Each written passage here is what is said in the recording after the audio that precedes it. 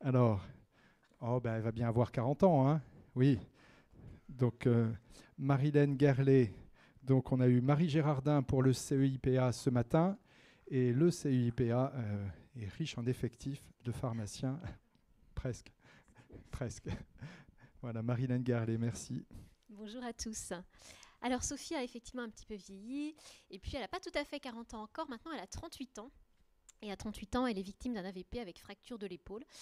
Ce qui fait qu'à la sortie de l'hospitalisation, lui est prescrit du tramadol, donc comme souvent lors de traumatismes, et là c'est du LP 100 mg matin et soir, donc à visée antalgique. Puis rapidement, elle ressent des effets de bien-être, de détente, en plus de l'antalgie recherchée. Et d'elle-même, elle va commencer à augmenter les doses et obtient toujours pour le moment son tramadol sur prescription et en forme libération prolongée et libération immédiate. Après quelques mois, son médecin traitant refuse par contre d'augmenter à nouveau les doses. Elle commence alors à se procurer le tramadol via un autre médecin prescripteur et se rend dans une autre pharmacie. Elle fait un médecin, une pharmacie, un autre médecin, une autre pharmacie. Bah oui, elle est intelligente, Sophie. Elle ressent des signes de sevrage par contre dès qu'elle diminue les doses. Et là, elle consomme à ce moment-là 600 mg de tramadol libération prolongée par jour. Pour rappel, la dose totale de tramadol par jour, c'est 400 mg le maximum dans le RCP. Là, elle est à 600.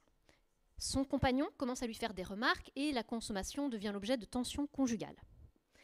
Elle désire alors arrêter ou au moins diminuer les prises de tramadol et souhaite débuter une prise en charge. Alors, j'ai deux questions pour vous. Vous allez voir, la première, elle est facile. Quelle vigilance est concernée? Donc, Monsieur Mainviel vous a un peu donné la réponse. Alors que moi, je venais incognito. C'était pas moi ce matin. Hop, raté. Alors, à votre avis? Bah oui, la dictovigilance. Ça, c'est la première. C'est plus facile. La deuxième, que signalez-vous? Alors, parmi ce cas que je vous remets, qu'allez-vous nous déclarer finalement? À votre avis, quels sont les éléments importants à nous déclarer? Le mésusage, le nomadisme. Ah, je vous laisse travailler un peu. La posologie. Alors ça, l'association LPLI, ça peut parfois se voir ou se faire sur des interdoses ponctuelles quand la douleur n'est pas suffisamment soulagée avec une libération prolongée, à condition de ne pas dépasser la dose maximale par jour.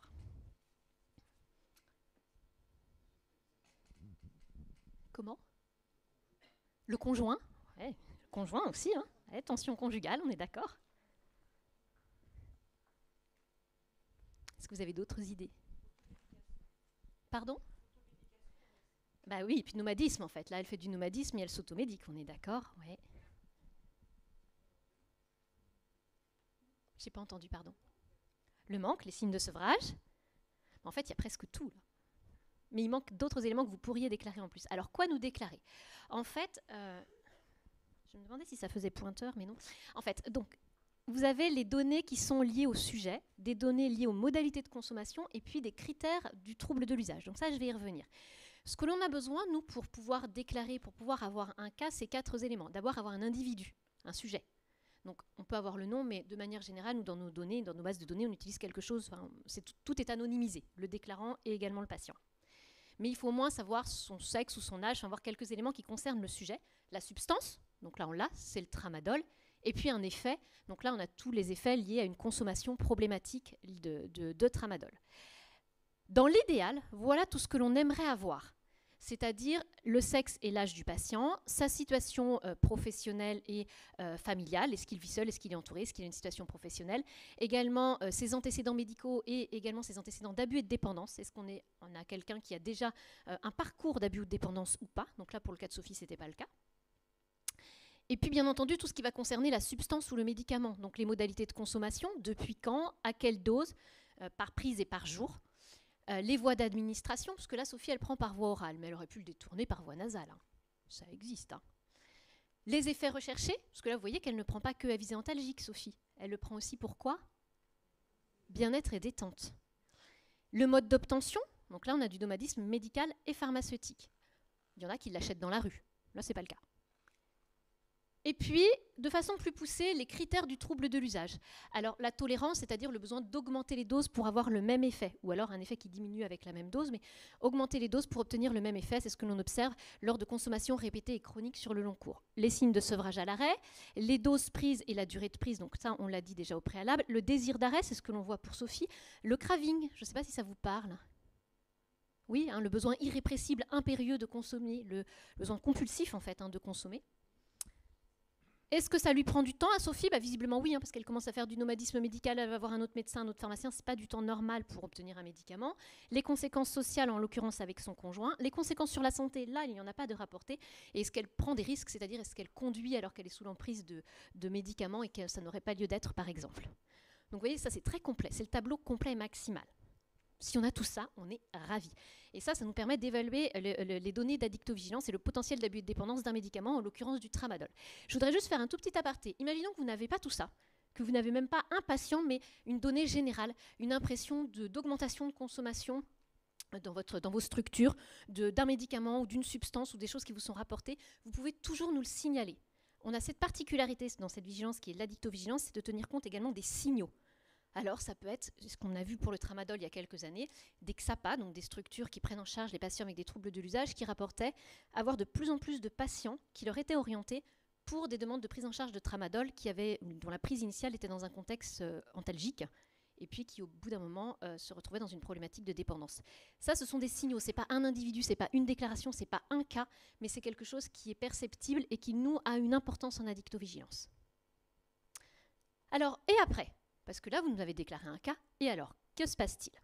Eh bien, et après, déjà, il y a deux niveaux. D'abord, il y a un échange d'informations et réponse aux questions du notificateur. C'est-à-dire que nous, en centre d'addictovigilance, comme toute vigilance sanitaire, c'est ce qui vous a été dit ce matin, on est une structure ressource pour répondre aux questions des professionnels. Et puis, la deuxième chose, c'est que chaque notification est enregistrée dans une base nationale de manière complètement anonyme qui permet de colliger l'ensemble des cas sur l'ensemble du territoire. Alors, sur le premier point, eh bien, cet impact ça va avoir au final un impact individuel et ça va servir à améliorer la prise en charge du patient. En l'occurrence, le médecin qui avait déclaré ce cas lorsqu'il était au début de la prise en charge, enfin la patiente était au début de la prise en charge, ce médecin nous rappelle quelques temps après en disant « voilà, je suis très ennuyée, j'ai prescrit à Sophie de la duloxétine, donc la duloxétine est un antidépresseur, je ne comprends pas pourquoi, je l'ai prescrit pour limiter un des effets du sevrage du tramadol parce que je ne vais pas rentrer dans les détails pharmacologiques, mais il a aussi des effets noradrénergiques et sérotoninergiques, et je ne comprends pas pourquoi les signes de sevrage ont été accentués, sont encore plus importants. » Effectivement, ça a effectivement un impact parce que la duloxétine va empêcher la transformation du tramadol, qui ne va pas pouvoir agir sur ces récepteurs opiacés et pas pouvoir avoir les effets produits et recherchés en fait. Donc il y a une interaction médicamenteuse. Donc en fait ça va aussi aider à la prise en charge du patient. Donc on a ce rôle-là, c'est-à-dire concrètement pour vous directement d'aide à la prise en charge. Ça peut être aussi un partage d'informations, c'est-à-dire sur une substance qui provoque un abus, une dépendance qui n'est pas forcément très connue ou encore un peu méconnue, et bien de vous apporter des informations à ce sujet. Et puis ça permet toujours un travail en réseau, et plus on travaille en réseau, et on l'a dit et redit depuis ce matin, évidemment plus on est performant et mieux on évalue finalement les différentes problématiques.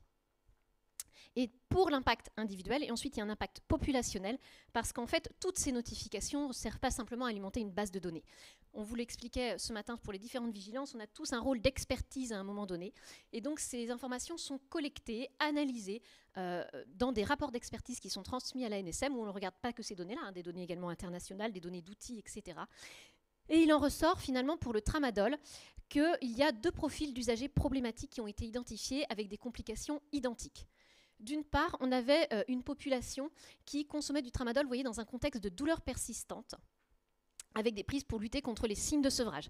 Donc vraiment, c'était des patients qui avaient une douleur, qui étaient algiques, et dès qu'ils arrêtaient, ils avaient des signes de sevrage comme l'anxiété, des états dépressifs et des troubles du sommeil. Donc ils reprenaient du tramadol pour éviter ces signes qui apparaissaient lors du sevrage. Et puis d'un autre côté, on avait un usage détourné du tramadol avec d'autres substances psychoactives, plutôt dans une population de polyconsommateurs qui recherchaient également, vous voyez, la même chose, l'anxiolyse, la sédation, l'euphorie ou bien un effet stimulant.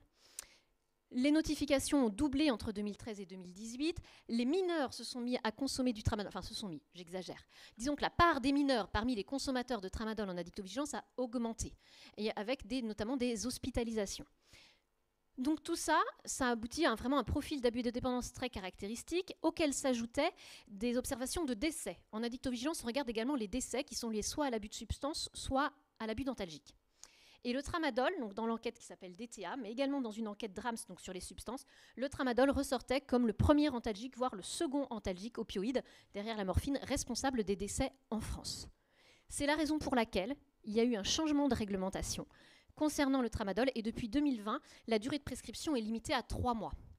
Alors pourquoi 3 mois? Le but, c'est qu'au bout de 3 mois, on puisse réévaluer le patient, enfin les médecins puissent réévaluer le patient pour pouvoir détecter éventuellement des troubles de l'usage, des mésusages qui apparaissent ou des effets recherchés qui ne seraient plus des effets antalgiques recherchés. C'est l'objectif en fait de cette mesure.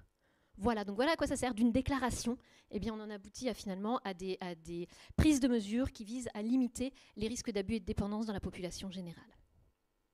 Merci. Merci.